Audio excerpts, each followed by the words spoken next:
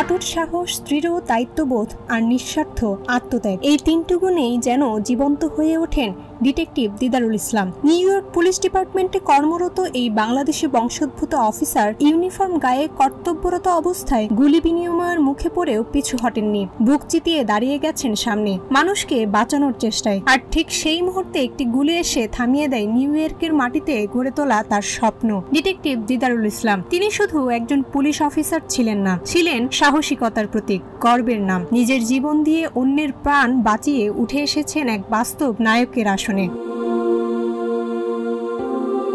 যুক্তরাষ্ট্রভিত্তিক সংবাদ মাধ্যম new York টাইমসের বরাতে জানা যায়, ঘটনাটি ঘটে 28 জুলাই রাতে। নিউ ইয়র্কের পার্ক এভিনিউর একটি অফিস ভবনে প্রবেশ করে একটি বন্দুকধারী। সে প্রথমে ভবনের লবিতে, এরপর উপরের তলায় এলোপাতাড়ি গুলি ছুড়ে 4 জনকে হত্যা করে। পরিস্থিতি সামাল দিতে দিদারুল ইসলাম এগিয়ে গেলে তাকেও গুলি করে হত্যা করে ওই বন্দুকধারী। এই আত্মত্যাগের স্বীকৃতি স্বরূপ নিউ ইয়র্ক পুলিশ বিভাগ 31 জুলাই তাকে মরণোত্তর ডিটেকটিভ ফার্স্ট গ্রেড পদোন্নতিতে সম্মানিত করে।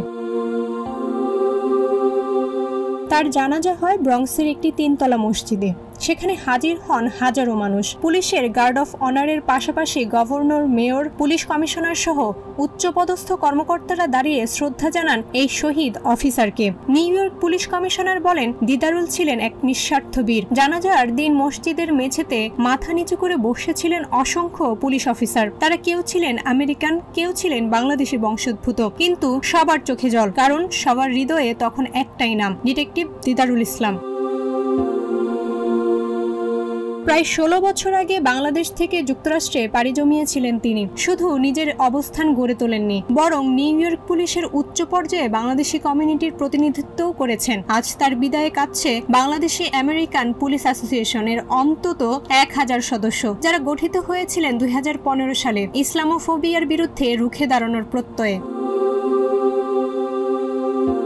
ডিটেকটিভ দিদারুল ছিলেন ব্রঙ্কসের গর্ব। জীবদ্দশায় সবাইকে অনুপ্রাণিত করতেন পুলিশ বিভাগে যোগ দিতে। আজ তার মৃত্যুতে শুধু পুলিশ ডিপার্টমেন্ট নয়, ভেঙে পড়েছে পুরো বাংলাদেশি আমেরিকান কমিউনিটি। দিদারুলের এক সহকর্মী নিউ ইয়র্ক টাইমসকে বলেন, তিনি শুধু একজন অফিসার ছিলেন না, ছিলেন আমাদের ভাই। তার মৃত্যু আমাদের হৃদয়ে চিরস্থায়ী ক্ষত রেখে গেল।